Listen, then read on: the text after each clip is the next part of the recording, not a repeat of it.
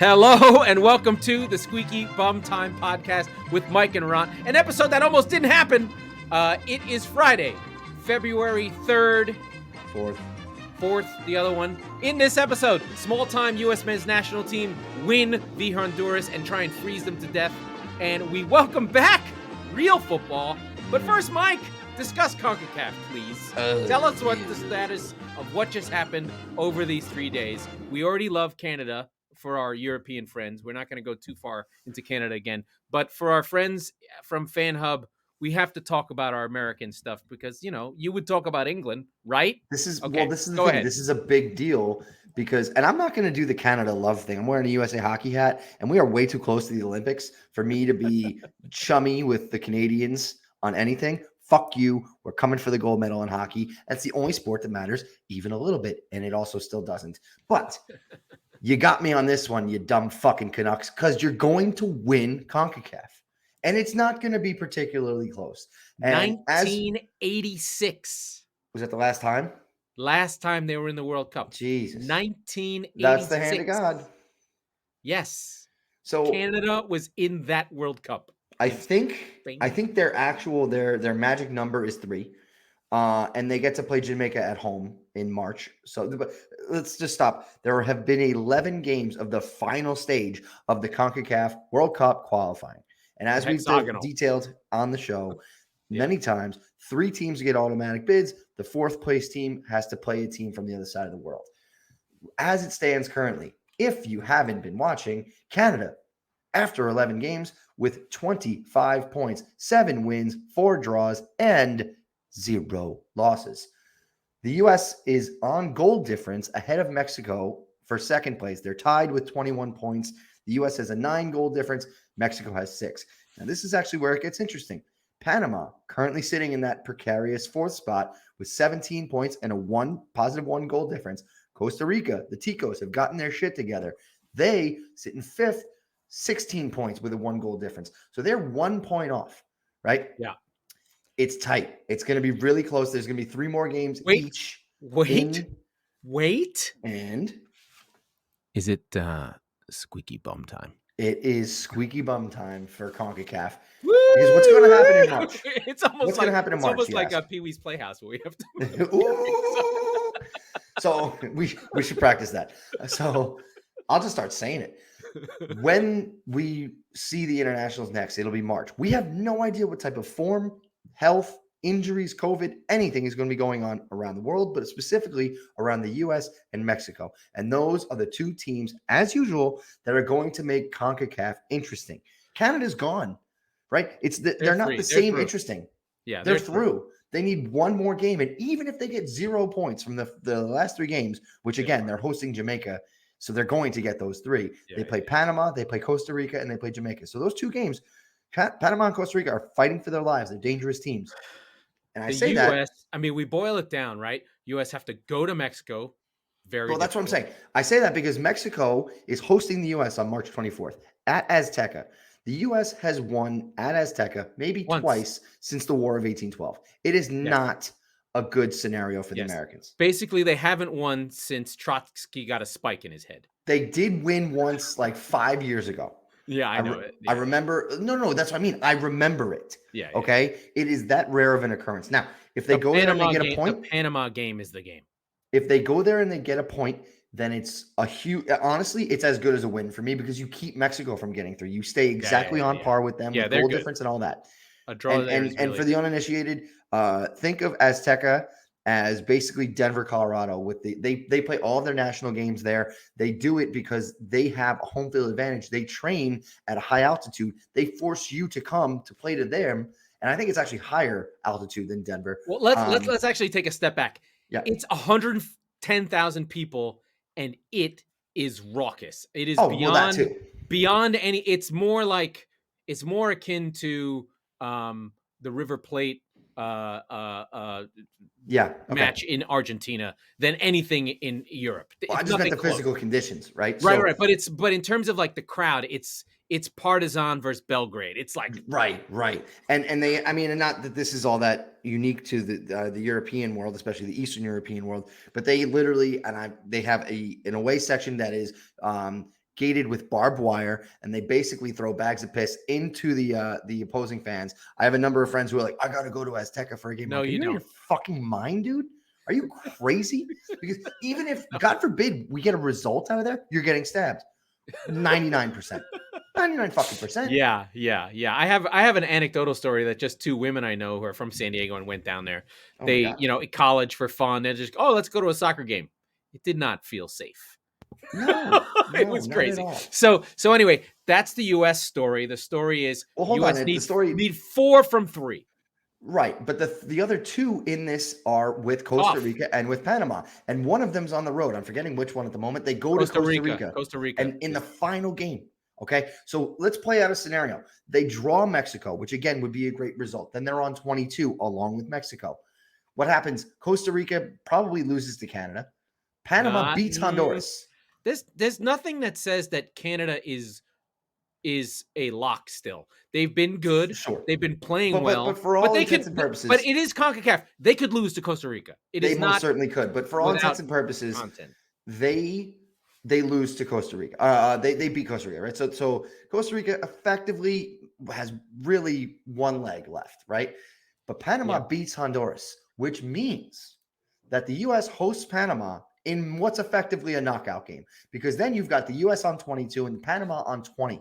If Panama wins that game, the U.S. drops to 4th. And what did I tell you about 4th? That means they play somebody from fucking Japan or Oceania or somewhere the fuck across the world. I don't know if it counts Japan. Japan would be through from Asia. It'll be someone but my point is but let's put it into context though. It'll be someone like you have Trinidad and Tobago 2 teed up. You have to go to Costa Rica, another hostile environment, and you have to not just get a result, not a draw. You have to go beat Costa Rica and hope to God that Panama gets done in by Canada. You have to hope that Canada does you a favor at that point, and they're going to be celebrating. They're not going to be give a shit because they're going to be through already. I think TNT 2018 was a once every 200-year event. It was like a snowstorm where everything went wrong. Like, of course, the United States can lose these games and back in, right? Things could go break their way. They could. Yeah. But I mean, they could.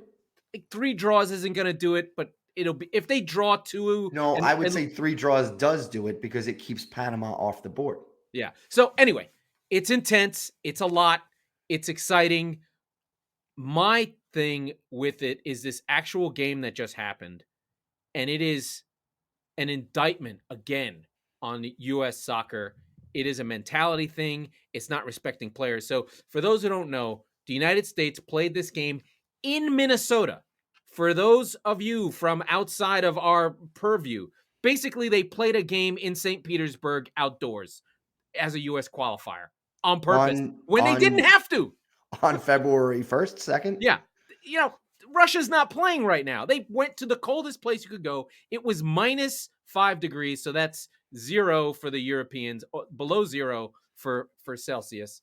No, is that? Did I have it right? Let's not do that. It's way negative. Anyway, it's really Honduras, fucking cold. Sorry, it's way colder. It's like -15. Excuse me. It's -15 Celsius, something along those lines. There you go. Really, really, really fucking cold.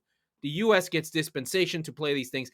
It's a mentality thing where you're supposed to be the better team. We've got all these young guys playing in Europe. Weston McKennie's in Juve. Pulisic, our Lord and Savior, is supposed to be at Chelsea. He's faffing about. Weah's playing in Europe. All Aronson's at Red Bull is at Leipzig. Good players. And we decide against Honduras to be like, we need to play the elements because this South American team won't be able to handle the cold. Bullshit. What kind of fucking mentality is that? We can't beat them? The United States is never going to be a good team until they go, we'll play on any fucking field. Give us the best. Give us Pasadena. Give us California, 50 degrees at night, perfect pitch, and we'll play you off the fucking park because we're better than you. Not this, let's try and freeze South Americans like it's 1990 and it's college kids who are from Chicago and middle-class colleges. The kids that are playing in the men's national team are playing in Europe's top level. They must think this is a fucking joke. Like, I play for Chelsea where I play on fucking pool tables. And you guys want me to play the Ice Bowl, like John Fachenda's gonna fucking come on, and it's Ray Nitschke and blood. I'm making Nice. NFL football references. Don't say that was good. Anyway, it's absurd and it's pathetic. And the players know it too. They must be like, you froze my ass off for fucking Honduras. Right. Like you didn't think we could do this. That's what I'm saying. If it's Panama, if it's Costa Rica, because they did that with Colorado, that was like almost 10 years ago. But we weren't weak. The Snow Bowl, but we weren't. It made sense then in some way. It made sense because that was the embodiment of the team. It was scrappy, and it was basically saying, "Hey, this is our general winter. This is us taking our home field advantage." Dempsey in the snow fighting. That makes was a fun memory. Sense. Like the team had the ethos of Dempsey, a forgotten, overlooked kid from Texas who was way into hip hop, who had no right to be. Right? It was weird. It's like, I do miss Quinn Dempsey. Who is this gunslinger? Right? He was very much a Brett Favre kind of. As a football player in a weird way. Yeah, like he almost took on that mentality. But this team now is professional, high end, high level. Like we need to play at the best level to blow teams off the pitch. Technical is the word I would use. Yeah. Or masquerading as technical, right? Yeah. So the problem with CONCACAF is that we won it easy. It wasn't really a big deal. But the problem with CONCACAF is that technical has almost never worked. You do need both. You need both to qualify. You need grit and Englishness, Steel. if you will, to get out of CONCACAF. Yeah. As well as some talent, but you can't do anything on the world stage without the clinical nature and the technical ability to compete. It is tricky, right? It is tricky. Yeah. You need fight and you need to recognize your opponents and match that. Again, listen, the English are not the perfect way to play football by any means. But there are some cliches and axioms that I think are true. It's like, you earn the right to play. Let Honduras come and kick you. You fucking kick them right back. And then you get to play like, oh, they're not fucking around. I thought McKinney embodied that. And I think that the big takeaway from these last 3 games is Weston McKinney's the best U.S. national team player. It's not Pulisic. It's not close. Particularly hot take. But it's the physicality. I think he embodies more of an American ethos than the slip of a man that is Pulisic, who can't really stand up to the fight, really. I mean, he gets on the ball and he does things, and he's out of form. He's taking too many touches all the time. I'd rather the team run through McKinney, Aronson, and that fighting mentality versus Pulisic's technical, classy. He's much more of he should be playing for Sevilla, I think, at this point. So I think the problem with Pulisic is that we're playing him he actually reminds me of like the post-peak Delhi, because his heat map, if you had to probably look at it, and I haven't, but watching him play, he's sort of weaning into areas he doesn't necessarily belong. He doesn't want to be there. Yeah. Right. And so that becomes, he inherently becomes less effective. Right. Right. But in the U.S. men's national team, he needs to come for the ball and be able to be heroic. Correct. But maybe he doesn't. Maybe he's not the hero that we were all looking for. I don't think he's not. I just, but you're right. I think that McKinney is more of the engine than he is. McKinney is more of the engine, and Pulisic still, to me, is more often more of the finished product. Yeah. But I think in the end product, I should say. But I think that one can't really necessarily survive without the other in big games. But we need them all. It's not one or the other. Right. What I'm saying is that you can put Pulisic to sleep on the sideline against fucking Honduras in the goddamn frozen tundra.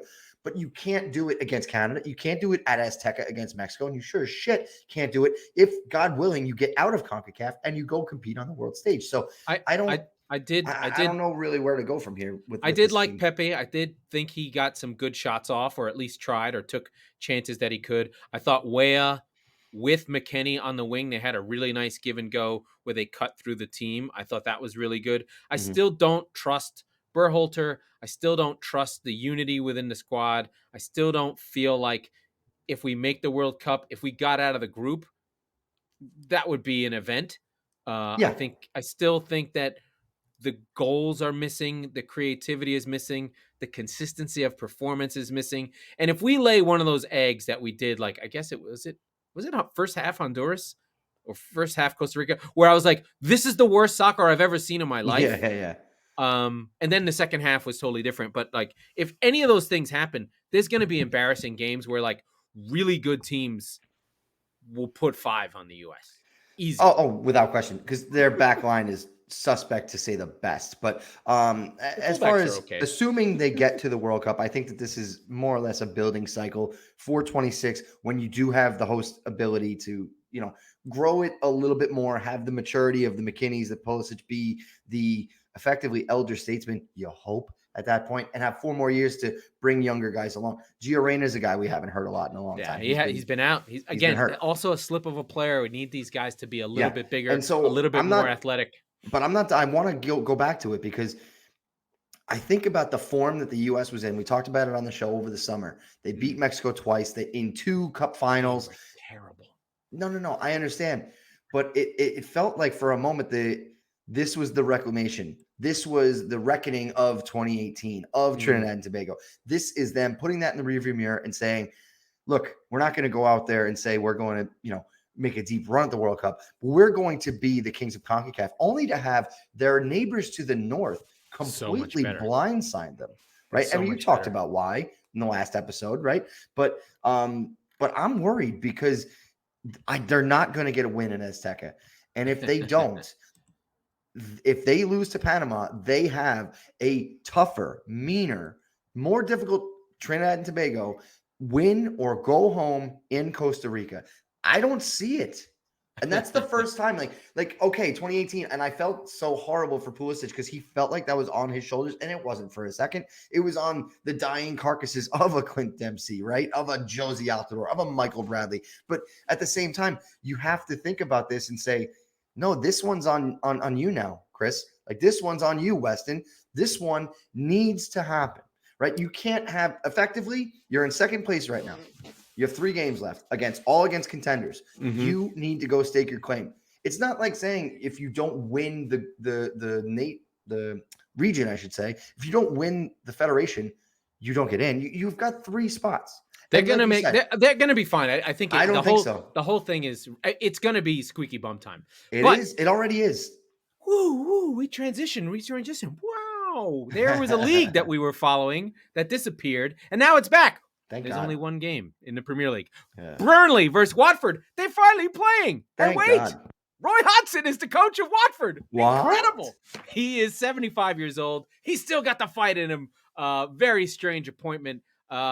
Watford have made bunches of deals. We're not going to go too deep into Watford, but they tap into the Pozzo family. I think they own 47 teams across 37 countries, and they just find guys. So they probably have a completely different team by the time we watch them, but they still have Dennis, Joshua up front, and they still have your boy Musa Sissoko, who I think you miss, but you don't realize it.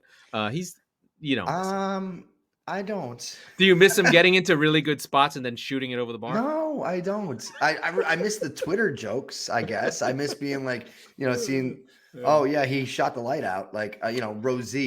We do find this as the moment of redemption. This is if Burnley are staying up and they still have a decent amount of games in hand, but this is one of them. They've got to get these. I mean, this is the 6-pointer that you need. And they did move Chris Wood out to Newcastle, but they grabbed Walgout. They make $10 million.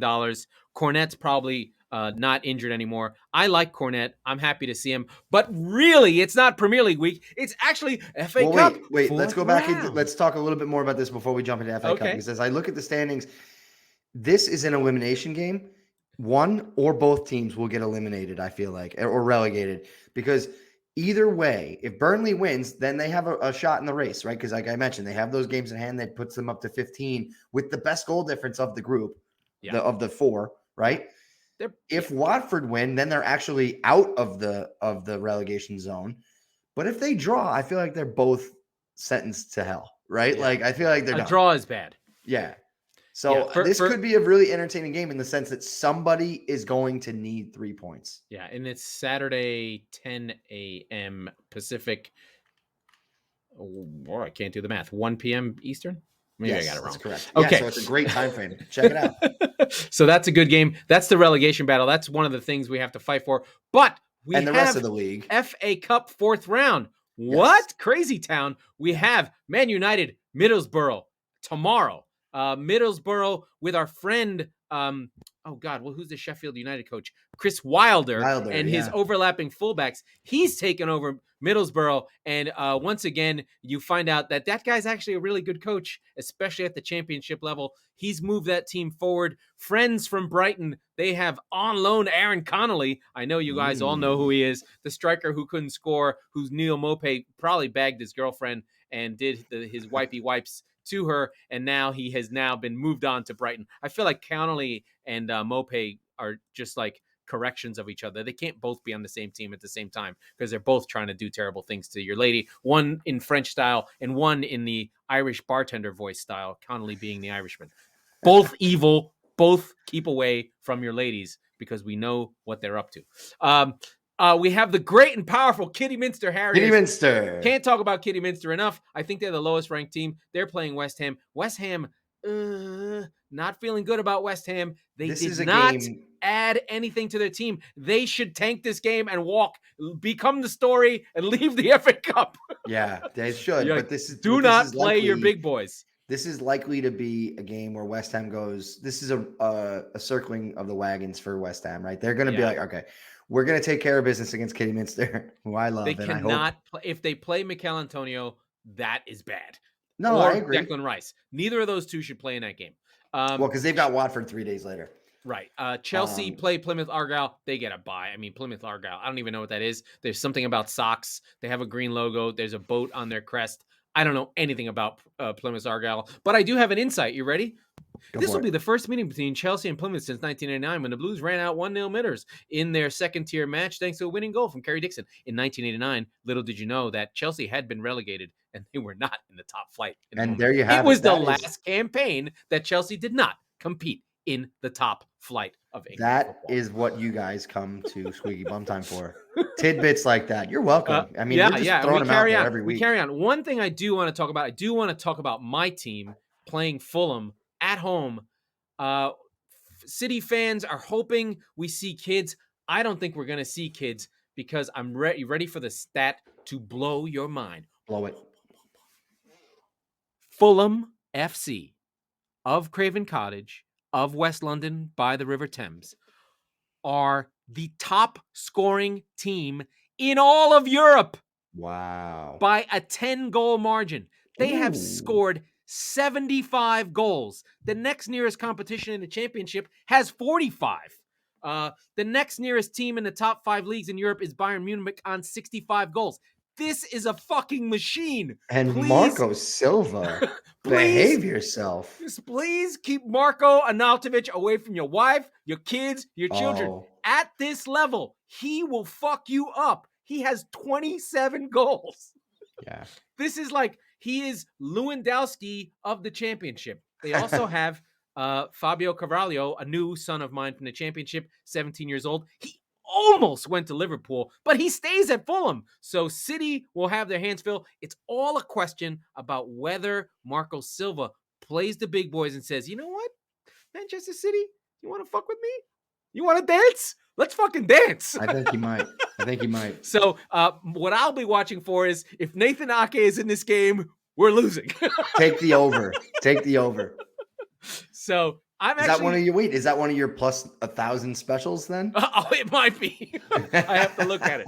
I like Fulham in this game. I believe, you know what I do like? I like the draw and City going through on penalties or losing on penalties. How about that? Yeah, I would actually say Fulham on penalties. So yeah, Fulham are like a machine. And that's for my friend Andy, who is a big Fulham fan, big USMN national team fan. The Ginger Ninja, he stuck with Fulham because of its US men's national team connections, and he hasn't let them go. He's all Brian McBride. He's all the rest of those fucking clowns. And now he's stuck with a team that's owned by a guy who put a fucking Michael Jackson fucking statue outside of the stadium. Oops. Bless your heart. And they had to remove it, Saeed Khan.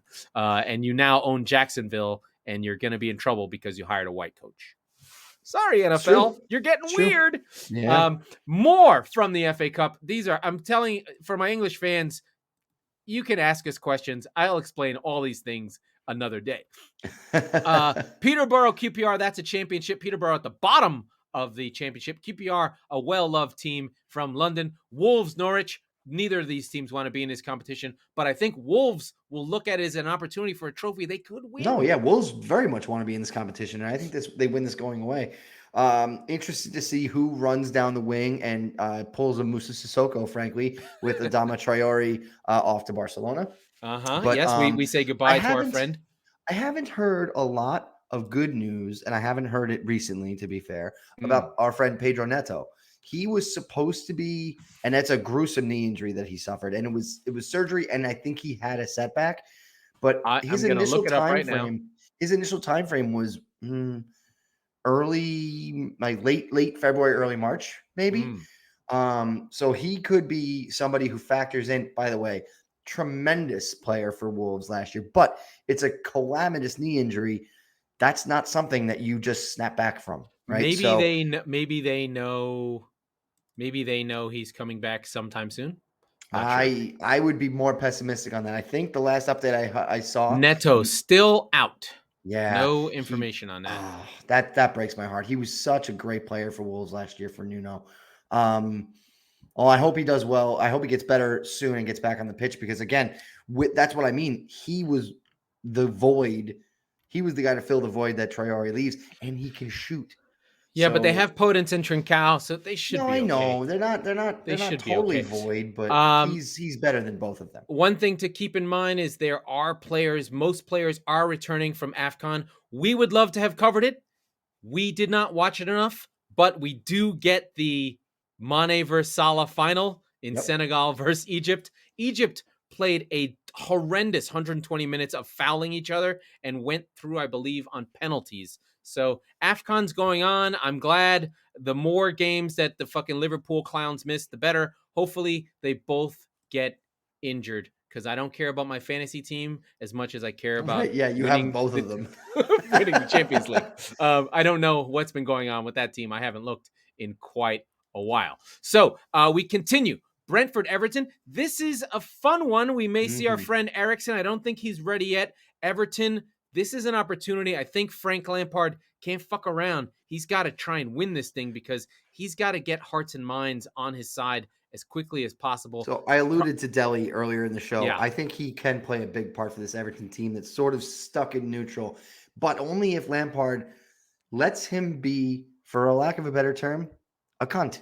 Let him go out there. Let him be the Dele of old. Let him stay in that second striker position. Yeah. I saw something today where he showed up to his first training with Everton in a £300,000 Rolls Royce. Oh, no.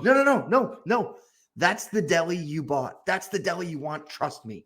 No, you want him to be a motherfucker. If he's a motherfucker, he's going to be effective. The issue I see for them is they have two midfielders who have to play for them to be successful. Sure. I think that's Allen and Decore. Mm-hmm. How do they then fit in Ali and Van der Beek?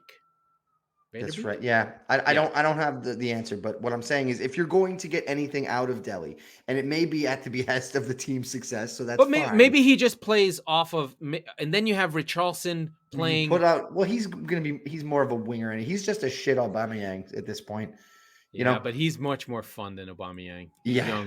I like him better. So we carry on. We want to check on that game. That's just to see what Frank Lampard does with that team. Then, of course, a game that is pure hatred for me. Stoke City must defeat Wigan. I've never hated. There are teams that I hate, and Wigan is one of them. They can go fuck themselves for beating me in the FA Cup and knocking me out 3 times. Will Grigg, I hope your face is on fire. Go on, Stoke City, you fuckers. And then Southampton, Coventry. I got a soft spot for Coventry. They wear sky blue. Oh. There you go. But they play Southampton. Southampton could win this game and feel like they're moving in the FA Cup or not. Crystal Palace play Hartlepool. Hartlepool. Oh, they have a little boat insignia. I kind of like that. That's fun. But I don't know much about Hartlepool. But they're in the FA Cup. Enjoy it. Have fun, boys. You're going to Selhurst where things get crazy. Cambridge, Luton Town. Don't know what that means. Oh, the big one. And then the biggest game, and I'm biased, obviously, but this is by far the best matchup. Tottenham Hotspur against Brighton Hove Albion. Oh God, it's the mini Dushico. It's the baby Dushico. It's the junior Dushico. Yeah, and you got to think that Brighton come into this game in better shape. There's still no Sonny. There's still no Romero. Although Romero is getting close for Spurs. I like Neil Maupay in a late winner. I do. I just there's no reason to feel confident about unless Kulisevich and Betancourt go right into the team, which by the way might happen.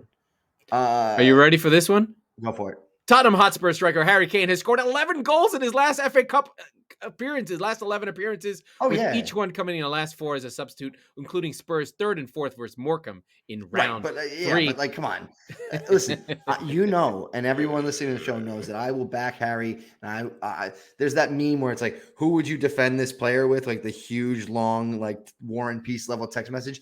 I will fight for Harry Kane every day and twice on Sundays. However, that's a ridiculous stat. He's scoring against Morecambe and Wickham Wanderers and all these bullshit teams in the early rounds of the FA Cup. You lucky fuck. There's no Basuma. That's right. No Basuma. So that actually, okay. That's a big hole in the middle. But yeah, I think, would I be surprised? Basuma would have fucking eaten you guys lunch. Oh, yeah. He's awesome. Oh, yeah. He's been playing hit or miss, but I think that they're going to sell him on. He almost went. You're linked to Lamptey at 65 million already. Yeah. I'm like, that's a crazy number. Have they ever heard Daniel Levy speak? 65 million for a wing back? 4'3". Come on, dude. That's like £1 million per inch at that point. Yeah. First of all, are you fucking kidding me? I like this game. It's a clash of styles. Brighton will be without Byrne. They should go for this. There's no reason for them not to. No, because they're not going down. They're not in trouble. They want to push for the top 10, but they could just as easily get another round of the FA Cup. For Spurs, they might want to play some people just to see what's going on. But I don't get the sense Conte is a skipper out on events. So I think he'll play his best. They've been off for a while. No, Conte will chase trophies, especially at a club like Spurs, who hasn't had one since the fucking depression ended. But like, I remember he took Chelsea on a run. I think his last they year, haven't won a cup since Neville Chamberlain gave up the Czechoslovakia to Hitler. Right, yeah. 1991 is their last real trophy. 2008 was the last Carling Cup. Oh, sorry, that was Gulf War. That's not as fun. Nobody cares about the Gulf War. No. But no, let's finish it out with the three last games here, and then God knows what else we're gonna fucking talk about. There's always shit to talk about. I lost my page and lost my game. Liverpool and Cardiff City. Oh, fucking and hell. Liverpool still without Mane and Salah, as you said, but more than fine. Enough in the tank. They're fine. They're fine. These are the games that they win. Does Diaz get a start for Liverpool? Maybe, but we have to remember the way Klopp works. He does not integrate guys quickly. And if you think about it, it has been it took at least 10 games for Fabinho to even get into the side, maybe even 15. Naby Keita never really integrated. Minamino's working his way through. Jota took half a season. So it's not likely that Diaz is just going to pop right in and take over. I think your regulars will get in. Your regular gangs will pop in. I don't even realize who's not in this, which is pretty funny. So I didn't see Arsenal's name and I didn't see Aston Villa, which is pretty funny. Leicester do play Nottingham Forest. That's a Midlands battle. And of course, we always have a soft spot for the old Nottingham Forest. 2 European Cups. They wear the stars proudly, and they have been in the wilderness of the championship. I think they're like Leeds now. I think they've been in a championship now. It's got to be like 20 years in the second division. Just a ridiculous number. Like, they can't seem to get out. Oh, here's the tidbit. You ready? This is only the 3rd instance of Nottingham Forest drawing Leicester in the FA Cup after a round 1 tie in 1901. Won by Forest. 1901. We all remember that. Big game. In a round 3 tie in 2012 with Leicester progressing on a replay. Something to remember. There are no replays and there's no extra time. We go to penalties. No ties, no draws. We just kick on and don't stop till the party drops. Mike, what game are you watching? Well, I'm watching Spurs Brighton, obviously. I like Wolves Norwich just to see what that new formation for Wolves, or that Traore-less formation for Wolves happens to be. And I'm waking up for Kiddieminster versus West Ham. Come on, Kiddieminster. What about you? Oh, the Harriers. I will try and watch United Middlesbrough because Schadenfreude is my favorite thing. Middlesbrough is going to come, and Chris Wilde, who got the 1-0 fucking win at Old Trafford, his best win, he's going to take his boys in Middlesbrough back up there and do the fucking Tyneside proud. Come on, Middlesbrough. I love to see United lose. And then I'm really intrigued for my City Fulham game. I love the championship. I like to see my sons play. I've always loved Mitrovic. He weirdly looks like my autistic brother in France who's 15. Shout out, Mathieu, you weirdo. My brother's really weird. He's 16 years old. I don't know what he's doing. But he looks like Mitrovic if Mitrovic was a tiny French kid.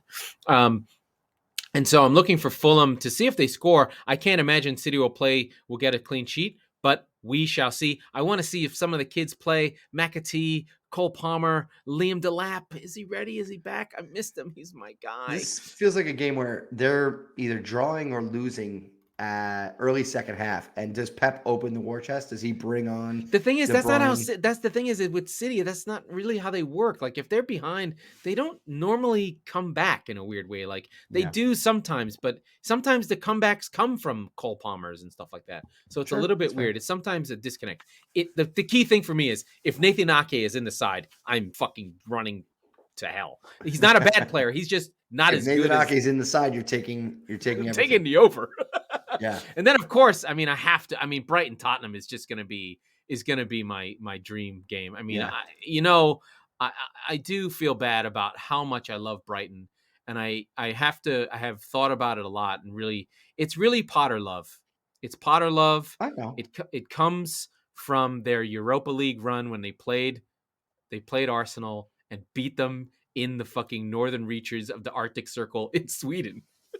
And I've never stopped loving him since. And once he came, and then when he almost beat City at a 2-0 lead with 20 minutes to go in the FA Cup when he was the coach of Swansea, when Swansea almost fell apart, and Aguero came on and was like, "Not so fast, my friend." And City won 3-2, which was one of the incredible moments. But Potter was good then, and Pep was like, "Holy shit, who the fuck is this guy?" I'm looking forward to it.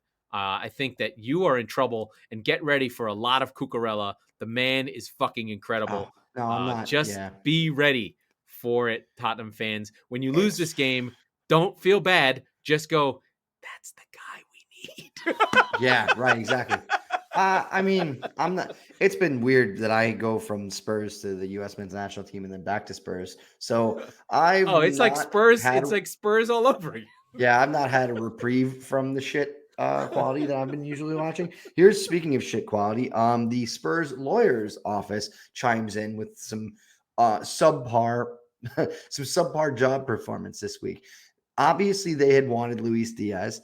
They did not get him. Liverpool outbid. I know this story. This is a great story. Yeah. So they go out. They finally get Dejan Kulusevski, and Rodrigo Betancourt from Juventus. Juve. Right. Fun fact, drawing up the papers, Spurs lawyers sent Betancourt's agent and his team documents with Luis Diaz's name on it. Oh, good job. Does the transfer not? So they went, "Hey, we are really excited about you joining our club. We're so excited that we are going to send you documents of a player we would have rather had than you. Welcome to London." How about this one? My understanding, I saw some story that the Diaz negotiation started at £80 million, and Levy drove a fucking hard-ass bargain, got it down to 60, got it down to 45, and at 45, Liverpool were like, "We'll jump in at 45. Yeah, we'll jump in at 45. Thanks for bringing the price down. And that's all that the other side of the negotiation wants to do at that point. They just want to fuck Levy over. Wouldn't you? Right? You're trying to give me, I said, here's the price, and you're trying to give me literally 55% of that price. Why wouldn't I give 55% of the price to somebody who's going to hurt you?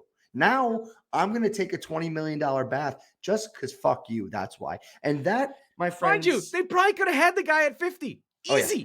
That, my friends, is part and parcel to being a Tottenham Hotspur supporter. You have to watch shit like this go. Right? How can you? The thing is, I think you can be that way, right? Like, I see other teams' recruitment, and it's good. Like, Brighton's recruitment is good. They find weird dudes. You just have to accept that Cucurella, the second string left back from Espanyol, is going to be your guy, and you have to go, all right, I trust them, I guess. That comes with a whole new bag of fucking landmines. And it's to say, like, we talked about it on the show. I think that was the episode I did by myself. You, as Tottenham, if you go in for a player who's between 40 and 70 million, you can't miss. You can't have that guy flop. So that's where I understand it from Levy's perspective this fucking much. But anytime you're negotiating with a club, like you just said, between that range, you're not the only player in the ball game. There are other teams that are interested in that player. So the minute that wheelhouse becomes more appeasing to you, well, guess what, idiot? It was already appeasing to the other half of the fucking league. The competition for players, especially at the top level. If you think about, let's think about it, right? A player like Diaz, it's not just the top four. It's not United, City, Liverpool, Arsenal, Spurs. It's those five plus Leicester, plus Aston Villa, Everton into a lesser, right? That's 18. And by the way, assuming they stay up, Newcastle. Now. Right? So it's only getting worse, not better, right? And if you fuck around, you're going to lose guys. You got to find new. You've got to that Spurs does not have a real academy, not some bullshit thing, in every state in the U.S. is just ridiculous because it costs nothing. Yeah. Right? Yeah. Where you like that's what Barcelona does, and just make money. Yeah. Like City does a really good job at that. It's a revenue generator. They use the NYCFC. Like, if Levy's such a good businessman, steal the NYCFC model. Buy an MLS team. Well, you can't now. They're too expensive. But buy a USL team. They cost dick, and it's just as good. Anyway. Yeah, it is. Anyway, USL, USL season starts March 12th. I will be at SD. Landon Donovan. SD does not stand anything for Donovan. I'm so happy to be at the Church of Football live, not freezing my ass off, but that's exciting. I'm glad that football's back. I'm glad you're here, Mike. And we made it to episode 140. Yeah. That's a lot. It is a lot. That's a lot. That's a fuck ton of fucking show. But I'm going to wrap it up, Mike. Give me the cue. Out of here. Let's get out of here. That was the Squeaky Bum Time Podcast with Mike Salerno and Laurent Cortines. We are the football wing of the Chop Sports Network, who are fucking kicking ass. Respect. They are. We record on Tuesdays and Fridays, so be sure to subscribe wherever you get your podcast so you never miss an episode. I haven't checked if people have been writing reviews. You better write a goddamn review because we need them. Thank you and good night.